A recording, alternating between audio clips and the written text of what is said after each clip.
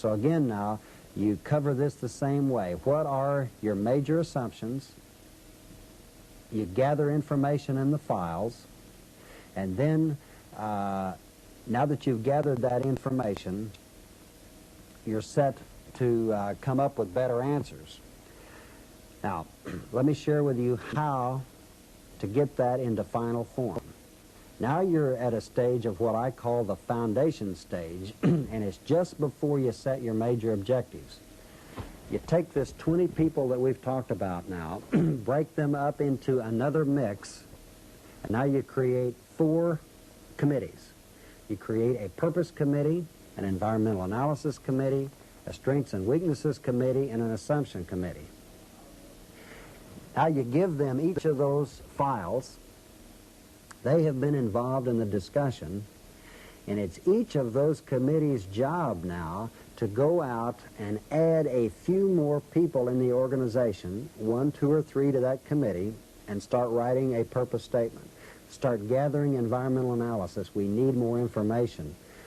Get your controller's got to be on your strengths and weaknesses committee. What's the financial condition of this company? Now, what you've noticed now is we've added about another 10 or 15 people into the process. Now we're getting involvement from a larger group of people in the planning process. If you're on a retreat now, you're into your 2nd or 3rd day. They come back and continue to report. If you're using the luncheon or breakfast meeting approach, each committee, week after week, comes back and continues to report.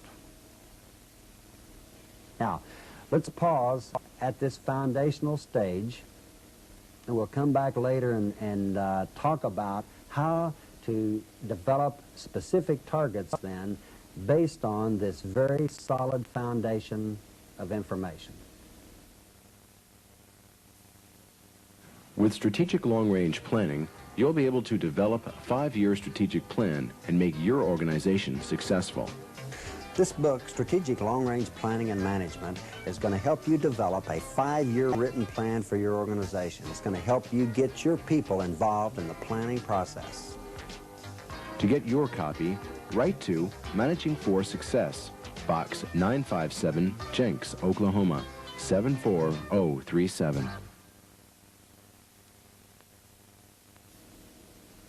Now you've got a foundation. You've got a good, solid foundation for planning.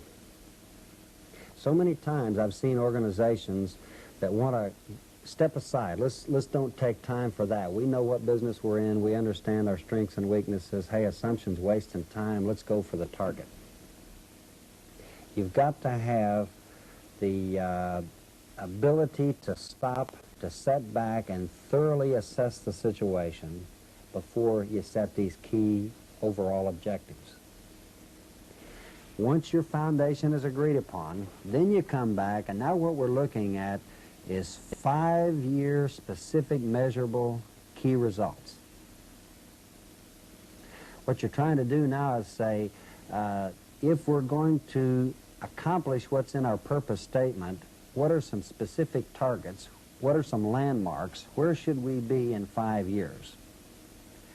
In a profit-generating business, you're usually looking at things like profits, return on investment. You're looking at profitability in sales, production and productivity. You know, what should our productivity rate be in terms of units, cost per unit efficiency? What should be the product characteristics? What are our quality objectives? In terms of people in your human resource plan, turnover rates, objectives that have something to do with people. In the financial area, again, you're looking at return on assets, earnings per share. You always want to have some public responsibility objectives. What is it that you want to do in your local community that take on a public responsibility area? Then you've also got to have budget objectives. You know, what are your specific budgets intended to be over a 5-year period of time?